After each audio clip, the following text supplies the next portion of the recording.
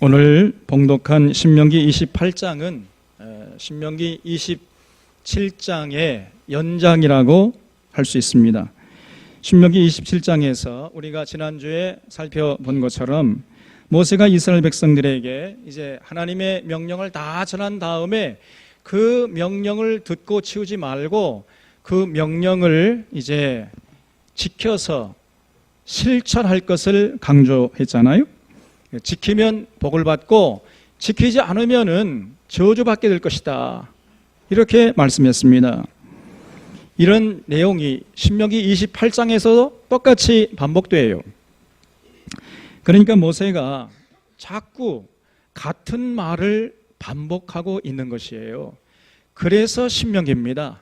이 신명기의 신자가 거듭 반복해서 다시 한번 또다시 세칸이란 말이에요. 자꾸 반복하는 거예요. 그래서 신명기예요. 그래서 이 신명기가 신신당부할다 할 때 신자입니다. 이게 사실 결국은요 반복이에요.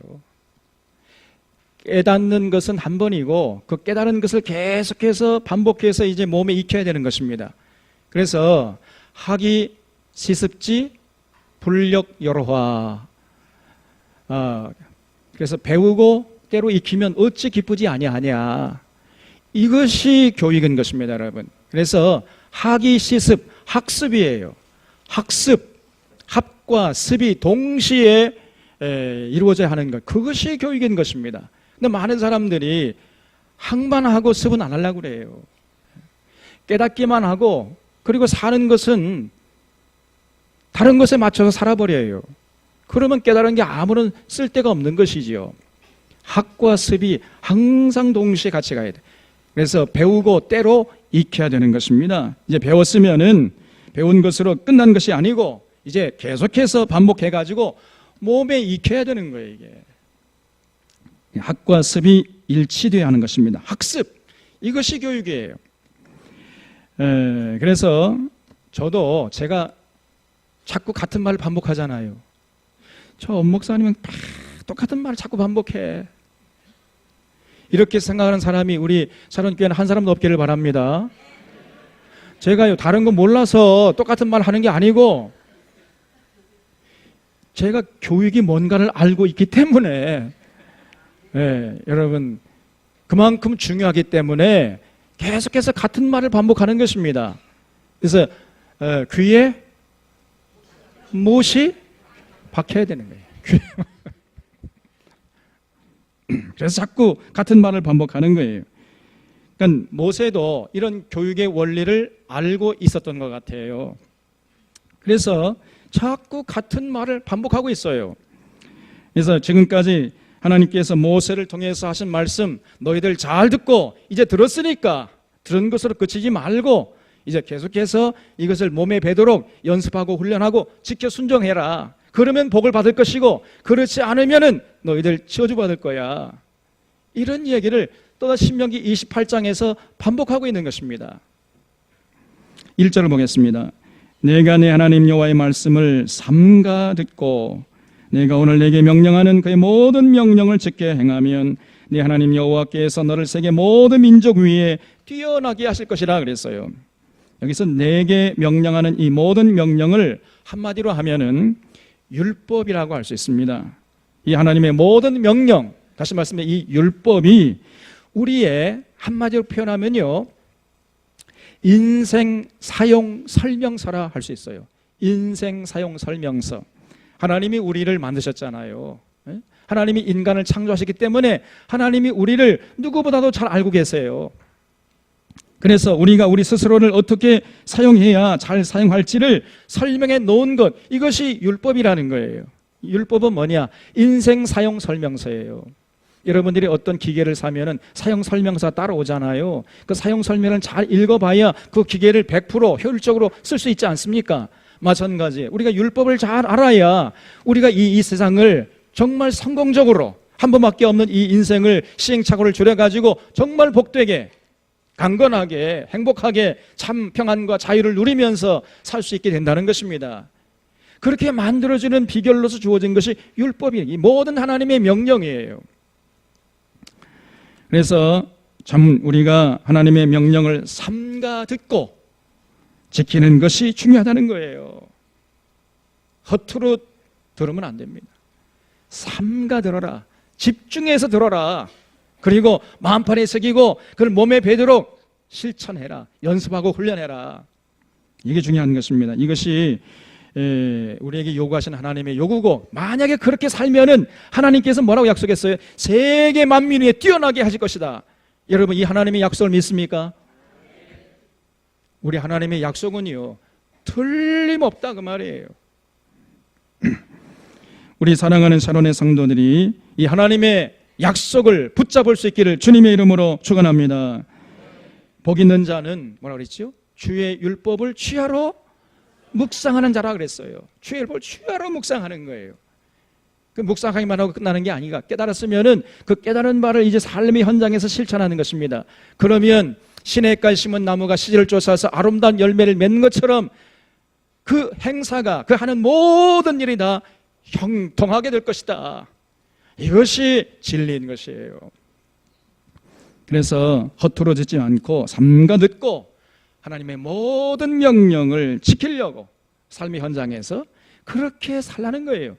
이것이 지혜로운 인생이 된다는 것입니다.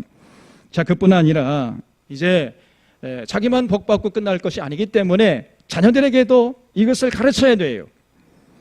이런 자가 최고로 지혜로운 자인 것입니다. 그래서 우리 자녀에게 최고로 중요한 과목은 영어나 수학, 과학이 아니고 뭐가 돼야 돼요? 성경이 돼야 돼요. 성경이. 하나님의 말씀을 기록한 이 율법을 기록한 성경. 성경이 우리 자녀들에게 최고로 중요한 과목이요, 책이 되는 것입니다, 여러분. 그래서 우리 성경만 잘 마스터하면요, 세상 공부는 어떻게 되겠어요? 식은죽 먹기예요. 누워서 떡 먹기입니다. 신혁 알았지? 나는 신혁이가 좋아요. 성경을 마스터하면은 여러분 학교에서 배우는 뭐 영어, 수학, 과학, 물리, 뭐 함수 뭐 이런 거 누워서 떡 먹깁니다. 정말 그래요. 제가 증인입니다, 여러분. 그래서 세계 모든 민족 위에 뛰어나게 하실 것이다. 여러분 그렇게 약속했어요, 하나님께서. 그래서 우리 샤론의 성도님들은 자녀들에게 뭘 강조해야 돼요? 야, 너 국영수, 그보다도 더 중요한 게 성경이 이거사. 알았어? 성경을 마스터해. 그걸 먼저 강조해야 돼요. 그렇기 때문에 우리 교회에서 이제 종종 여름에 이제 또 청소년 성경 강좌하잖아요. 그럼 지혜 있는 부모는 벌써 달라요. 제일 먼저 등록합니다. 그래가지고 성경 강좌할 때 제일 먼저 여기 앞에 와서 앉혀요. 그리고 갑니다. 딱 보면 알아요. 어떤 부모, 어떤 가정이 지혜로운 부모의 가정인지요, 거기서 티가 나는 거예요. 청소년 성경 강좌, 이 성경을 가르쳐 주겠다 하면요, 눈에 불을 켜고 달려드는 거예요. 그냥 우리 자녀들에게 성경을 좀 가르쳐 주세요. 자기는 할 수 없으니까. 이런 부모가 되어야 할 줄로 믿습니다, 여러분. 그래서 성경이 제일 중요한 것이고, 그 성경 다음에 중요한 게 뭐겠어요? 영어가 아닙니다. 수학도 아니고, 그 다음에 중요한 게 뭐예요? 국영수잖아. 그러니까 뭡니까? 국어가 중요한 거예요. 국어가. 우리말을 잘해야 되는 것입니다. 우리말도 못하는 사람에게 영어를 가르치고 수학을 가르칠 수 없잖아요. 국어가 모든 학문의 기초가 되는 거예요. 국어를 잘해야 영어도 잘할 수 있는 것이고, 수학도 잘할 수 있는 것이고, 과학도 잘할 수 있는 것이에요. 우리말을 잘못하면요, 절대로 다른 과목들을 잘 할 수가 없는 거예요, 이게. 그래서 어렸을 때부터 우리 자녀들에게 국어를 잘하도록 강조하고, 그리고 책을 읽는 습관을 들여주는 것이 너무 중요한 것입니다, 여러분. 이 성경도 잘 읽으려면요, 좀 그 국어를 잘해야 돼요. 어떤 사람들은 성경을 읽고 나서 이 말이 무슨 뜻인지도 몰라요. 인문학적인 소양이 좀 있어야 됩니다. 성경을 잘 깨달으려면은, 성경을 통해서 계시하시는 하나님을 인격적으로 만나기 위해서는요, 미안하지만은 인문학적인 소양이 좀 있어야 되는 거예요. 아무나 할 수 있는 게 아닙니다.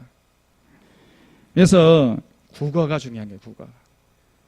그래서 우리 교회가 이 길을 쓰고 이렇게 들꽃 도서관을 만들려고 하는 이유도 바로 여기에 있는 것입니다. 여러분, 들꽃 도서관에 있는 책을 저기 들꽃 들어가서 있는 책만 다 읽으려고 해봐요. 내가 들꽃 도서관에 있는 책을 다 읽고야 말겠다, 그렇게 결단하는 순간 그 사람은 전혀 새로운 사람이 될 줄로 믿으시기 바랍니다, 여러분. 그래서 여러분의 인생이 혁명적으로 달라질 거예요. 저기 한 100권 정도 지금 있는데 그 100권만 읽어봐요. 여러분의 삶이 완전히 거듭날 것입니다. 아멘이 하나도 없네, 이게 뭐. 우리 사론의 청소년들 또 청년들 꼭 기억하시기 바랍니다.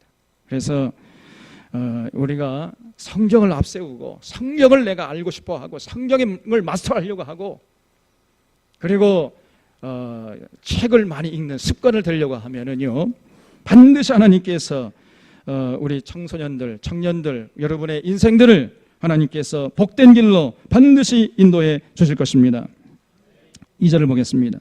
내가 네 하나님 여호와의 말씀을 청종하면 이 모든 복이 내게 임하며 내게 이르리니 성읍에서도 복을 받고 들에서도 복을 받을 것이며 내 몸의 자녀와 내 토지의 소산과 내 짐승의 새끼와 소와 양의 새끼가 복을 받을 것이며 내 광주리와 떡반죽 그릇이 복을 받을 것이며 내가 들어와도 복을 받고 나가도 복을 받을 것이니라.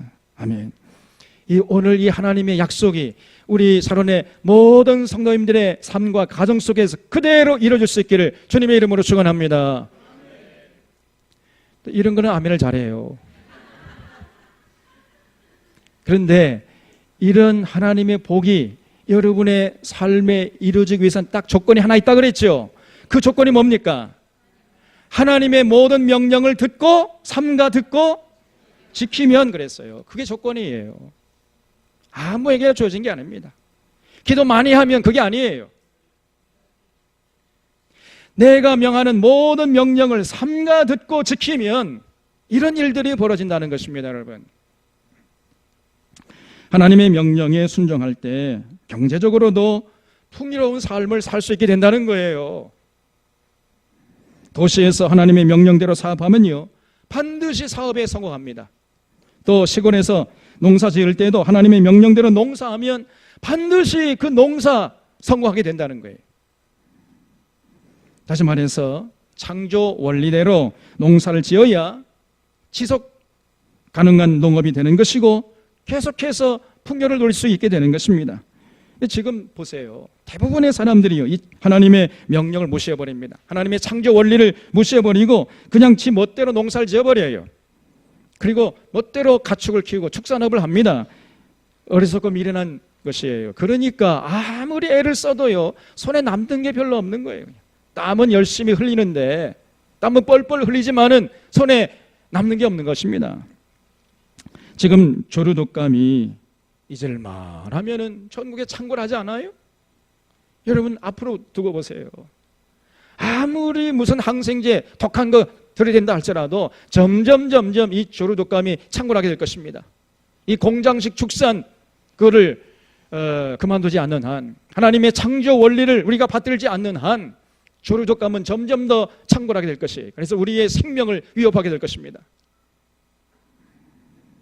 모든 것이 하나님의 명령을 어기고 하나님의 창조 질서를 무시하기 때문에 벌어지는 현상을 우리가 지금 목도하고 있는 것이에요. 일본 사람 이 기무라 아키노라 하는 사람이 있어요. 기무라 아키노라 하는 이 사람이 기적의 사고라는 책을 썼습니다. 우리 들꽃 도서관에도 있으니까 여러분 반드시 일독을 해주시기 바랍니다. 세상에는 두 종류의 사람이 있다 그랬죠? 이 기적의 사고라는 책을 읽은 사람과 읽지 않은 두 종류의 사람이 있어요. 정도로 이 참 좋은 책이에요. 이 사람이 예수 믿는 사람인지 아닌지는 잘 모르겠지만은 이 사람이 그 나이 29살 때에 내가 농사 지을 때에 하나님의 창조 원리대로 농사 짓겠다고 결심을 했어요. 나는 절대로 농약 쓰지 않고 비료 쓰지 않고 사과 열매를 맺게 하겠다. 이렇게 큰 마음을 먹었어요. 해가지고 농약 쓰지 않고요, 비료 쓰지 않았습니다. 그리고 이 사람이 하는 일은 뭐냐? 해충과 벌레의 전면제를 선포하고 해충과 벌레와 싸웠어요. 그게 되겠습니까? 아무리 열심히 해충과 벌레와 사투를 벌여도요, 농약을 안 주고 비료를 안 주니까 이길 수가 없는 거예요. 그리고 사과 나무들이 시들시들 해가지고 죽어가는 겁니다. 그래서 한여름에 죽어가는 이 800그루의 사과나무를 붙잡고 이 사람이 아주 그냥 사투를 벌였어요. 살려보려고. 번번이 실패만 하고요, 뭐 열매를 얻지 못하니까 이제 살 길이 막막해진 거예요. 그래서 안 해본 것이 없답니다. 그저 폐지를 줍기도 하고 공사판 노동, 막노동까지 하면서 밑바닥 생활을 전전했어요. 그러다가 이제 너무 이제 빚에 시달리다 보니까 근데 이대로 그냥 죽어야 되겠다, 자살까지 생각했다는 거예요. 그래도 포기하지 않고 이 사과나무와 사투를 벌인 끝에 10년 만에 전혀 농약을 안 쓰고 비료 안 쓰고 사과를 얻을 수 있었습니다. 근데 이 사과가요, 얼마나 대단한지 아무리 시간이 지나도 썩지 않는 거예요. 당도가 얼마나 높은지. 그래서 썩지 않는 기적의 사과를 만들어냈습니다. 그래서 이것이 유명세를 타가지고 전국적으로 알려져 가지고요, 판매를 시작하면은 판매 시작한 지 3분 안에 다 매진돼 버린다는 거예요. 3시간이 아닙니다. 3분 만에 그냥 자기가 생산한 사과 다 팔려버린대. 심지어는요, 1년 전에 예약하지 않으면은 그 사과를 구입할 수가 없다는 겁니다. 그렇게 유명해져 버렸어요. 그 비결이 무엇입니까? 하나님의 명령입니다. 하나님의 명령대로, 하나님의 창조 원리대로 농사하는 것이었어요. 전혀 비료 쓰지 않고 농약 쓰지 않고 사과나무가 자라는 그 환경을 개선해주고 땅을 기름지게 했더니 그 사과나무가 스스로 온갖 해충과 벌레와 싸우면서 열매를 맺더라는 거예요. 사과나무가. 농부가 맺게 하는 게 사과나무가 스스로 열매를 맺었어요. 여러분, 뭐든지 하나님의 법대로 하나님이 하라고 하신 대로 하면은 성공하게 되어 있는 것입니다. 꼭 믿으시기 바랍니다. 또 자녀들이 복을 받아요. 여러분, 내 떡반죽 그릇이 복을 받게 될 것이고 내 자녀들이 복을 받게 될 것이다 그랬잖아요. 하나님의 명령대로 음식을 구별해서 레위기 법대로 정하게 먹으니까 우리 자녀들이요, 피가 맑아지니까 어떻게 돼? 머리가 좋아지는 거예요. 시녀가. 알았지? 하나님께서 먹으라고 한 대로 먹으면요, 피가 맑아지고 머리가 좋아지는 거예요. 이해력이 높아집니다. 음식을 담백하고 또 맑게 정하게 먹어야 피가 맑아져서 공부를 잘할 수 있게 되는 것입니다.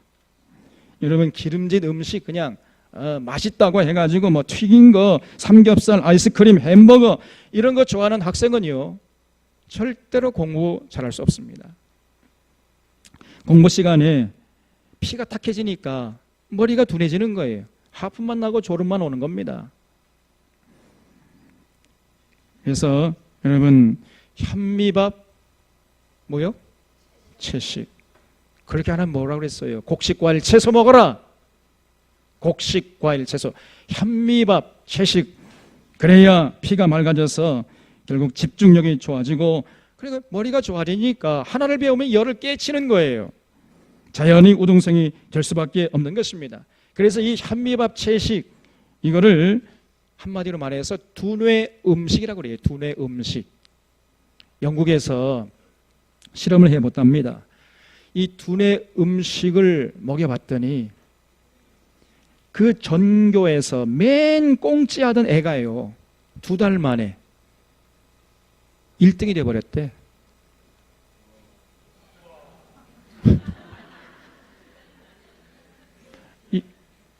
진짜입니다. 여러분 자녀는 지금 몇 등 하고 있어요? 2달만 그렇게 두뇌 음식을 먹여봐요. 그러면 전교에서 수석할 줄로 믿습니다, 여러분. 그리고 성격이 좋아져요. 성품이 온순해지는 겁니다. 반드시 그렇게 되어 있는 거예요. 또 그렇게 정하게 음식을 먹잖아요. 구별해 가지고 현미밥 채식으로 음식을 가려 먹을 때 여성들은요, 생리통이 사라져요. 생리통 막 그 심하게 겪는 그런 여성들은요, 음식을 바꿔보세요. 제 말이 거짓말인가 한번 시험해 보세요. 고혈압, 당뇨가 사라져 버립니다. 아토피가 나버려요. 온갖 성인병의 고통에서 벗어나는 것입니다. 하나님의 모든 명령은 우리를 위해서 주어진 것임을 잊지 마시기를 바랍니다. 여러분, 우리의 생명과 평안을 위해서 주어진 것이에요. 그렇기 때문에 하나님의 모든 명령에는 우리의 행복과 평안과 자유를 원하시는 하나님의 그 따스한 마음, 그 아름다운 마음이 담뿍 담겨 있는 것입니다. 이것을 성경을 읽을 때마다 체험하고 느끼는 자가 복된 자예요, 지혜로운 자예요. 7절 말씀에 여호와께서 너를 대적하기 위해 일어난 적군들을 내 앞에서 패하게 하시리라. 그들이 한 길로 너를 치러 들어왔으나 네 앞에서 7길로 도망하리라 그랬어요. 여러분, 하나님의 명령에 순종하면요, 나라도 부강하게 된다는 거예요. 하나님 사랑하고 하나님의 명령대로 살아서 행복을 누리고 참 자유를 누리는 사람들이 가득한데, 그런 나라에 감히 어떤 적군들이 쳐들어오겠습니까, 여러분? 쳐들어올 수 없습니다. 또 쳐들어와도 끄떡없어요. 한 길로 왔다가 7길로 도망하게 될 것이다, 그 말이에요. 8절 말씀에 여호와께서 명령하사 내 창고와 내 손으로 하는 모든 일에 복을 내리시고 내 하나님 여호와께서 내게 주시는 땅에서 내게 복을 주실 것이며 여호와께서 내게 맹세하신 대로 너를 세워 자기의 성민이 되게 하시리니 이는 내가 내 하나님 여호와의 명령을 지켜 그 길로 행할 것임이니라 그랬어요. 하나님의 모든 명령을 지킬 때 손으로 하는 모든 일에 하나님이 복을 주신다 그랬습니다. 하나님의 명령을 실천하는 삶이 우리를 복된 길로 인도하신다는 거예요. 그렇기 때문에 하나님께서 그 가나안 땅을 목전에 두고 있는 이스라엘 백성들에게 다시 다가가지고 모세를 통해 가지고 얘들아, 너희들 가나안 땅에 들어가거든 절대로 그 가나안 문화에 동화되지 말고 내 명령을 마음판에 새기고 반드시 지켜라. 지켜야 한다, 알았지? 신신당부하고 계시는 거예요. 그게 신명기입니다, 여러분. 그러면은 하늘과 땅의 모든 복이 임해서 개인은 건강하고 사회는 평화롭고 국가는 부강해져 가지고 감히 이웃 민족이 넘보지 못하는 강력한 나라가 된다는 거예요. 여기까지가 하나님과 맺은 언약, 하나님의 명령을 지킬 때 복 주시겠다는 말씀이고요. 만약에 이걸 지키지 않을 때는 어떻게 할 것인가? 저주하시겠다는 말씀이요. 그 다음 15절부터 68절까지 아주 자세하게 기록되어 있습니다. 지킬 때 복 주시겠다는 말씀은 14절만 하시고 안 지키면 저주하겠다는 말씀이요. 15절부터 68절까지 무려 54절이나 이렇게 아주 그냥 자세하게 기록하고 계세요. 그만큼 이스라엘 백성들을 염려하시는 하나님의 마음을 여기서 엿볼 수 있는 것입니다. 15절 말씀 보겠습니다. 내가 만일 내 하나님 여호와의 말씀을 순종하지 아니하여 내가 오늘 내게 명령하는 그 모든 명령과 규례를 지켜 행하지 아니하면 그럼 어떻게 되느냐? 이 모든 저주가 내게 임하며 내게 이를 것이니 내가 성읍에서도 저주를 받으며 들에서도 저주를 받을 것이요 내 광주리와 떡반죽 그릇이 저주를 받을 것이요 내 몸의 소생과 내 토지의 소산과 내 소와 양의 새끼가 저주받을 것이며 내가 들어와도 저주받고 나가도 저주받을 것이다. 우리 들고 부른 샤론교회 성도님들과 그 가정에는 절대로 이런 하나님의 저주가 임하지 않을 수 있기를 주님의 이름으로 축원합니다. 그러면 그 비결이 뭐라고요? 하나님의 명령을 삼가 듣고 어떻게 한다고요? 지킨다는 거예요. 그러면은 이 하나님의 저주가 우리와는 상관이 없게 될 것이다. 이게 하나님의 말씀입니다. 우주 만물을 창조하신 여호와 하나님께서 모세를 통해서 이렇게 우리에게 분명하게 복받는 삶의 비결을 말씀해 주셨어요. 그래서 아무리 이스라엘 백성이라 할지라도 하나님과 맺은 언약, 하나님의 명령을 지키지 않으면은 하늘과 땅의 모든 저주가 임하게 될 것이다. 개인은 불행해지고 사회는 불안해지고 국력은 약화되어서 결국 망하게 될 것이라고 그렇게 하나님이 약속하신 겁니다. 이렇게 이스라엘 백성들이 이제 만약 하나님의 명령을 지키지 않게 되면요, 저주받게 된다는데 그 저주의 내용을 오늘 말씀 보면 크게 보면요, 두 가지입니다. 첫째는 하늘에서 비가 오지 않는 거예요. 그럼 어떻게 됩니까? 가뭄이 오고, 그러면 어떻게 되죠? 흉년이 되죠. 그러면 뭐가 옵니까? 기근이 오는 거예요. 가뭄과 흉년과 기근, 이게 전부 연결되어 있단 말이에요. 이게 하나님의 저주의 내용이라는 거예요. 두 번째는요, 그러면 이제 결국 국력이 약화되겠죠. 이 국력이 약화된 틈을 타서 이방 군대가 쳐들어와 가지고 모든 국민들이 칼에 맞아 죽게 될 것이다. 이게 하나님의 저주의 내용이에요. 20절을 보겠습니다. 내가 악을 행하여 그를 잊음으로 내 손으로 하는 모든 일에 여호와께서 저주와 혼란과 책망을 내리사 망하며 속히 파멸하게 하실 것이며 여호와께서 내 몸에 연병이 들게 하사 내가 들어가 차지할 땅에서 마침내 너를 멸하실 것이며 여호와께서 폐병과 열병과 염증과 학질과 한재와 풍재와 썩는 재앙으로 너를 치시리니 이 재앙들이 너를 따라서 너를 진멸하게 할 것이라 그랬어요.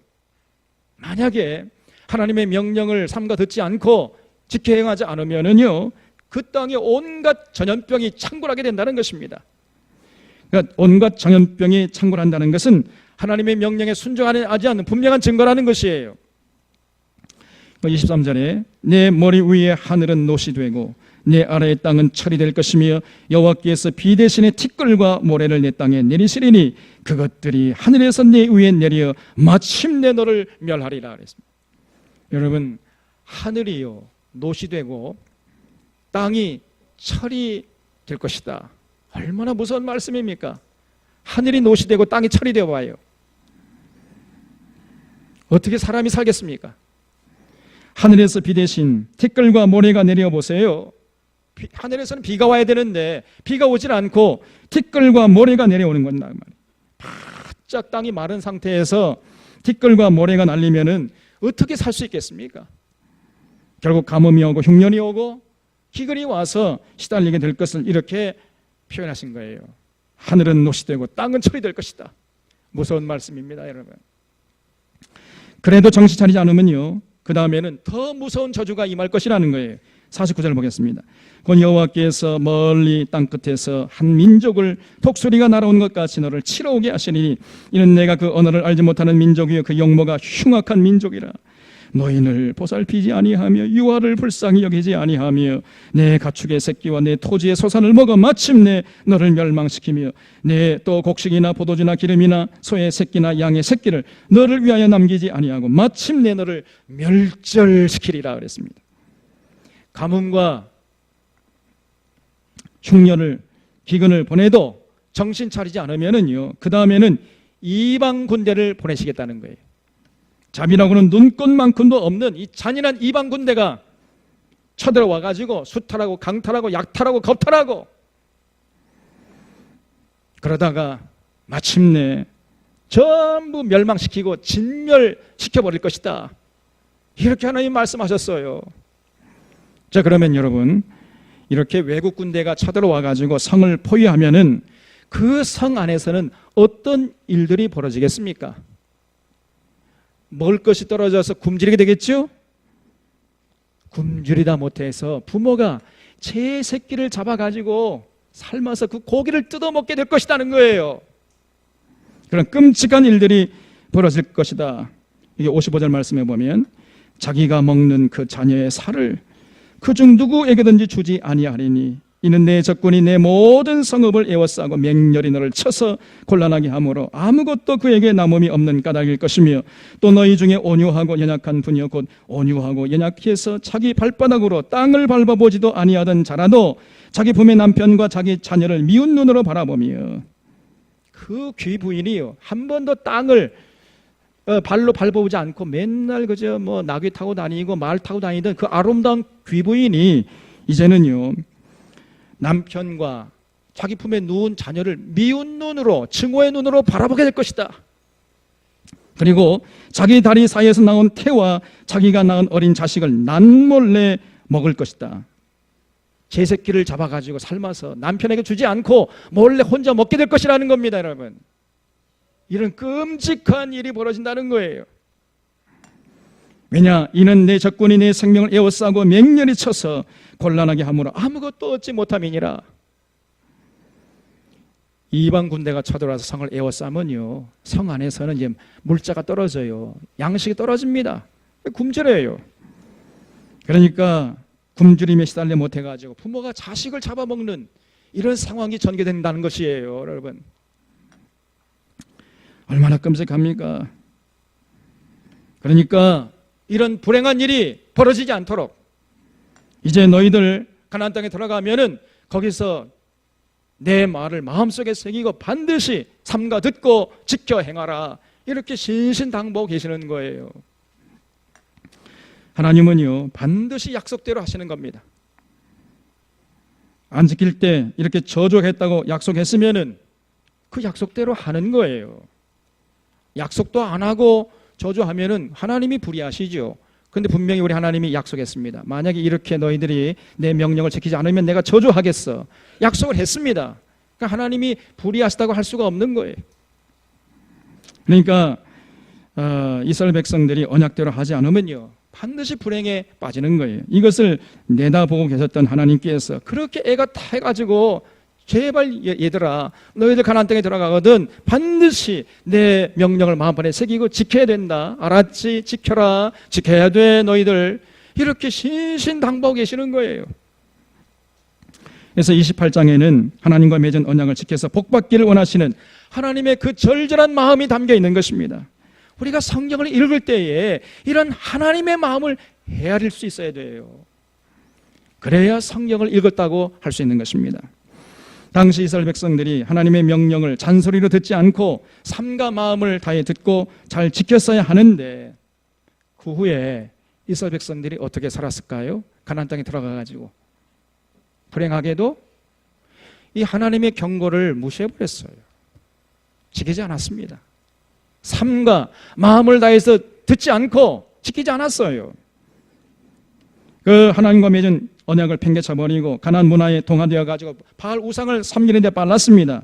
결국은 그러다 보니까 이제 하나님의 명령, 하나님의 약속이 그냥 이루어지고 말았어요. 허구한 날 가뭄이 오고 흉년이 오고 이 사람들이 기근에 시달렸습니다. 하나님의 택한 백성임에도 불구하고 복받기는커녕 맨날 저주받았어요, 그냥. 그리고 권력자들은 권력을 남용하고 재판장들은 뇌물 받아먹고 재판을 굽게 하고 제사장들은 돈에 다 양심 팔아먹어버리고 상인들도 눈속임하면서 장사해버렸습니다. 하나님의 명령을 다 팽개쳐버린 거예요. 그러니 그 사회가 울근불근하고 불안해지고 결국 이방 군대가 쳐들어와서 성을 에워싸버렸어요. 그러니 성 안에서 굶지도 못해가지고 부모가 제 새끼를 잡아먹는 이런 끔찍한 일들이 벌어졌던 것입니다. 그래서 이스라엘 역사를 살펴보면요, 그런 일들이 몇 번 있었습니다. 자녀의 고기를 삶아 먹은 이런 끔찍한 재앙이 성경에도 보면은요, 몇 번 기록되고 있어요. 북왕국의 수도였던 사마리아에서도 있었고 남왕국의 수도였던 예루살렘에서도 그런 일들이 있었어요. 열왕기하 6장 한번 보겠어요. 열왕기하 6장 24절 이하를 보겠습니다.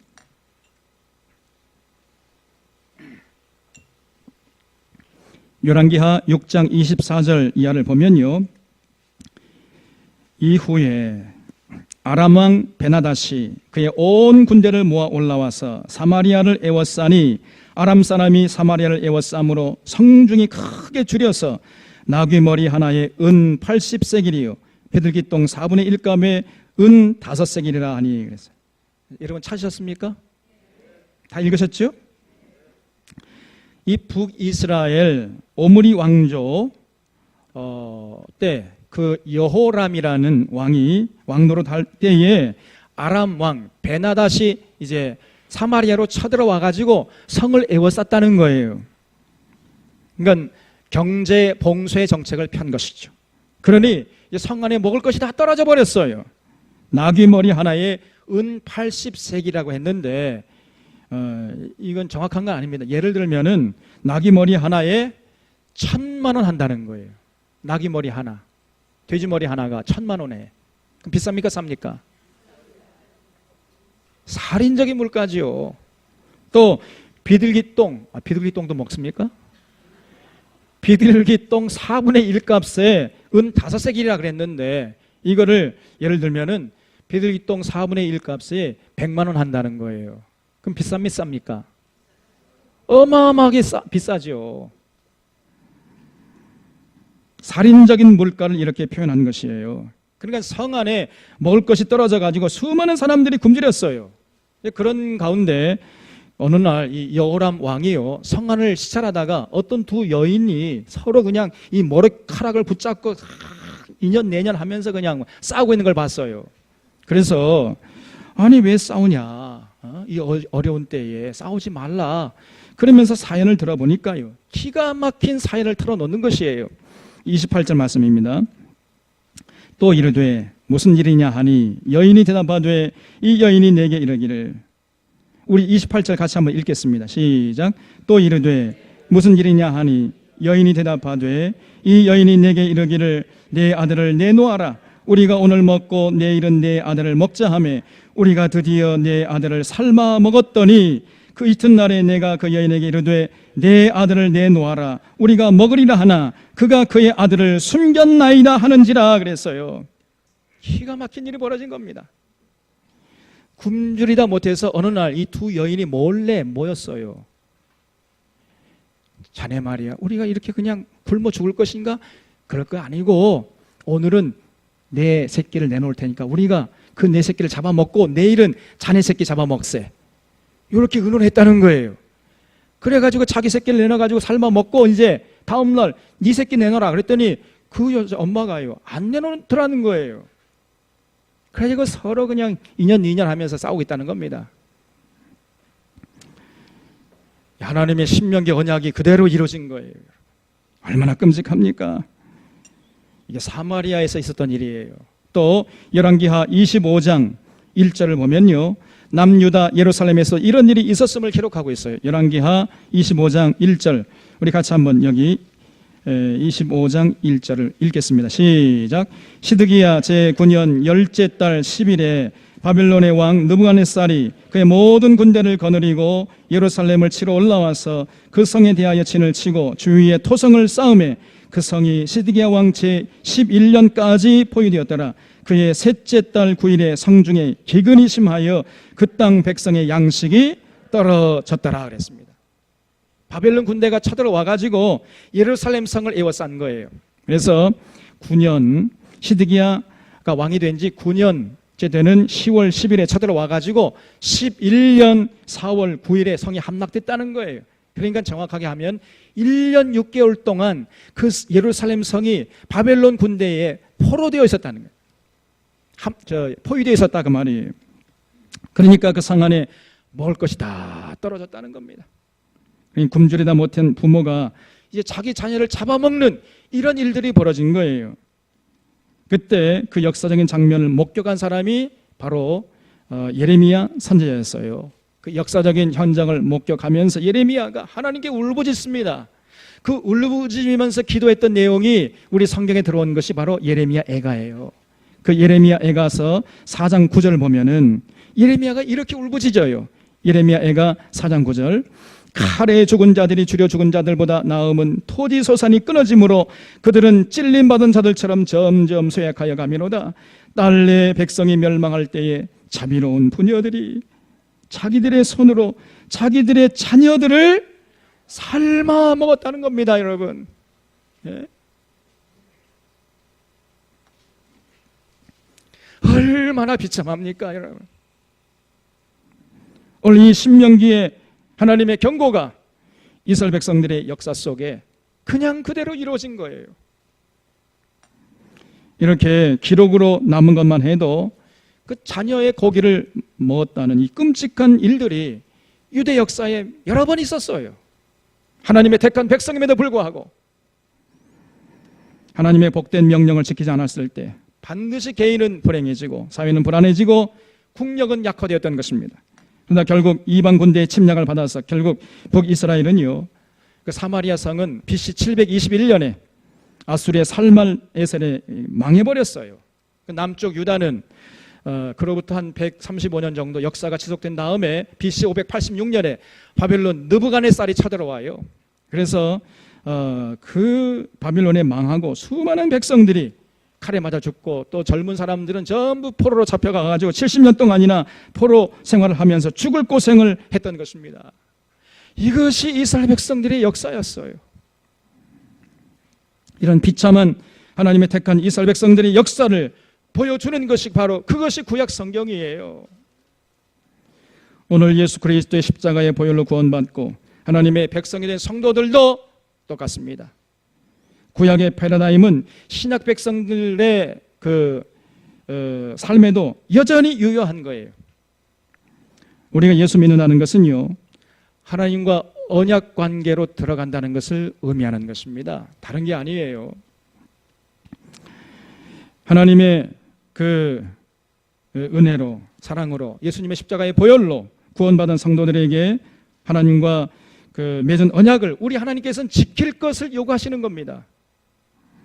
하나님을 위해서가 아니고 여러분과 저의 행복한 삶을 위해서 지켜라 명령하시는 거예요. 그래서 하나님의 모든 명령은 우리의 생명과 평강을 위한 것입니다. 그렇기 때문에 예수 그리스도를 통해서 하나님과의 관계가 회복된 성도들은 하나님과 맺은 언약, 그 하나님의 명령, 이거를 예수님께서 업그레이드 시켰잖아요. 그 완성된 율법을 우리가 반드시 주목하고 지켜야 돼요. 여기에 혼신의 힘을 다하고 여기에 신앙의 열정을 불태워야 하는 것입니다. 이것이 신앙생활이에요. 이것이 기독교요. 이런 건강한 성도들이 모인 교회가 건강한 교회가 되는 것이고, 이런 건강한 교회가 많아질 때에 이 사회가 안정되는 것이고 이 나라가 부강해지는 것입니다. 그러면은요, 우리나라는 하나님 보호하사 만세예요. 어떤 강대국들이 이 나라를 넘보지 못하고 그 초강대국들 사이에서도 주권을 잃지 않고 우리가 평화를 구가하게 될 것입니다. 그런데 이것이 진리인데 현실은 어떻습니까? 안타깝게도 그렇지 못해요. 과거 이스라엘 백성들의 어리석음을 오늘 이 시대의 교회가 똑같이 반복하고 있는 것이, 수많은 교회에서 그저 주일 성수하고 예배 열심히 드리고 기도 많이 하고 헌금 많이 하면 하나님 복 주신다 이렇게 가르쳐요. 아닙니다, 여러분. 그게 아니에요. 그건 하나님의 요구의 절반에 불과한 것입니다.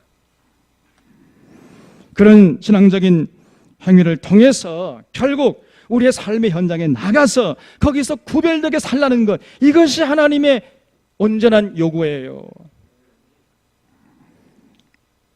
그래서 우리가 이렇게 주일마다 모여가지고 예배드리고 찬양하고 기도하고 헌금 드리고, 그것은 우리 삶의 현장에서 구별되게 살 힘을 얻는 과정에 불과한 것입니다. 절반이에요, 절반. 중요한 것은 우리의 삶이에요. 우리의 삶의 현장에서 하나님을 사랑하고 하나님의 명령에 순종할 때 그 삶의 현장에서 하늘과 땅의 그 모든 복을 하나님께서 우리에게 주시는 것을 경험하게 될 것입니다, 여러분.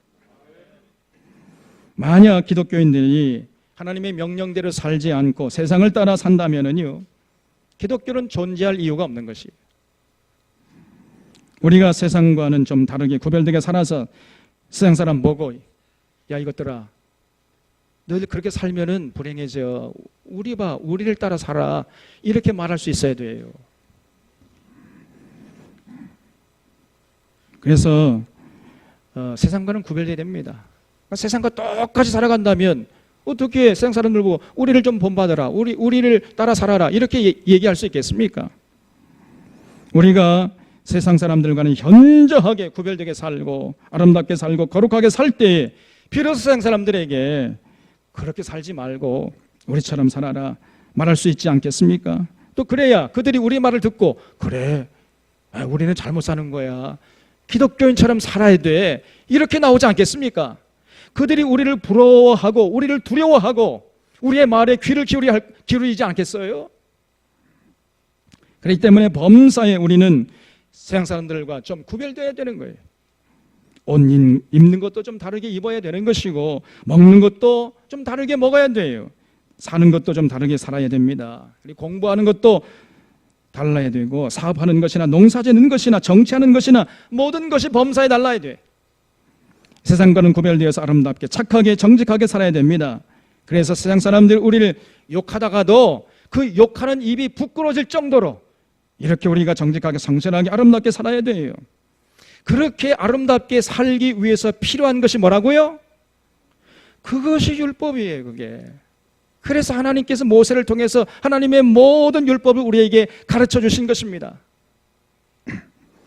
이런 면에서 좀 우리가 돌아봐야 돼요. 오늘 예수 믿는 우리들이 그 먹는 것, 세상 사람들과 좀 다르게 구별되게 레위기 법에 따라서 먹었는가 한번 돌아보십시오. 우리의 자녀들을 세상과는 좀 다르게 구별되게 하나님 나라의 가치관으로 무장한 자녀로 우리가 키웠는가 돌아봐야 되는 것입니다. 그것이 신앙생활이에요. 사업할 때도 정직하게 성실하게 정직한 추와 정직한 되를 사용해서 사업했는가? 하나님의 창조 질서를 따라 농사 지을 때 정말 그렇게 농사 지었는가? 여기에 자신 있게 예라고 대답하지 않으면서 어떻게 하나님께 나가서 우리의 복을 달라고 간구할 수 있겠습니까, 여러분? 현재 이 믿는 자들의 삶을 볼 때 하나님의 명령을 따라 사는 모습 거의 안 보입니다. 거의 세상 따라가고 있어요. 그러니까 세상 사람들과 믿는 사람들이 전혀 구별이 안 되는 거예요. 그래서요, 저 사람이 믿는 사람인지 믿는 사람이 아닌지 귀신도 모릅니다. 귀신은 귀신처럼 아는데 귀신도 몰라. 그러니까 세상 사람들이 우리를 부러워할 이유도 없고 두려워할 이유도 없고 존경할 이유가 없는 거예요. 똑같은데 뭐. 그래서 맛 잃어버린 소금처럼 되어가지고 길바닥에 버려져서 지금 짓밟히고 있는 것이 오늘날 한국교회의 현실이에요. 그렇게 해서는요, 무슨 세계 선교, 택도 없는 얘기입니다. 국내 선교도 안 되는 거예요. 그죠? 조만간에 그렇게 되면요, 빨리 이런 모습을 벗어버리지 않으면 이 세대 사람들에게 우리가 버림받고 조롱거리로 전락하게 될 거예요, 기독교가. 아니, 그 전에 먼저 하나님께서 우리를 버릴 것입니다.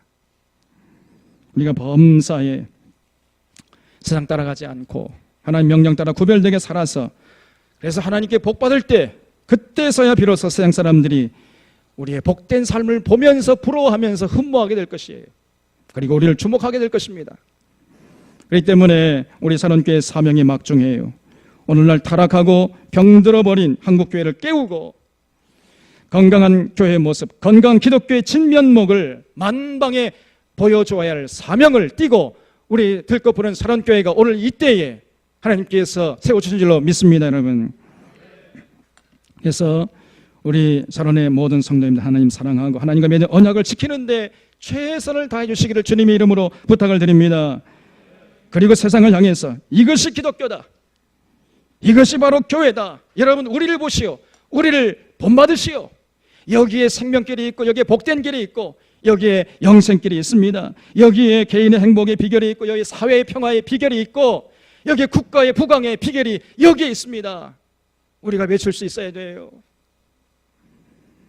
이런 거룩한 사명을 우리 모든 성도들이 함께 공유하면서 감당할 수 있기를 주님의 이름으로 축원합니다. 기도하겠습니다. 고마우신 하나님 아버지, 오늘 하나님께서 택한 이스라엘 백성들을 향해서 모세를 통해서 모든 명령을 말씀하신 다음에 반드시 지켜야 할 것을 신신당부하셨습니다. 하나님, 이런 하나님의 명령 속에 우리의 행복을 원하시는 하나님의 그 따스한 마음이 담겨 있다는 것을 잊지 않게 하시고 하나님 말씀을 삼가 듣고 지키는 데 최선을 다하는 우리 산원의 성도들 되게 하여 주시옵소서. 하늘과 땅의 모든 복을 받아 누리면서 권세 있는 삶을 통해서 하나님께 영광 돌리고 이 땅에 하나님 나라를 세우는 데 앞장서는 모든 산원의 성도들 되게 하여 주시옵소서. 모든 것 감사하고 예수님의 이름으로 기도하옵나이다.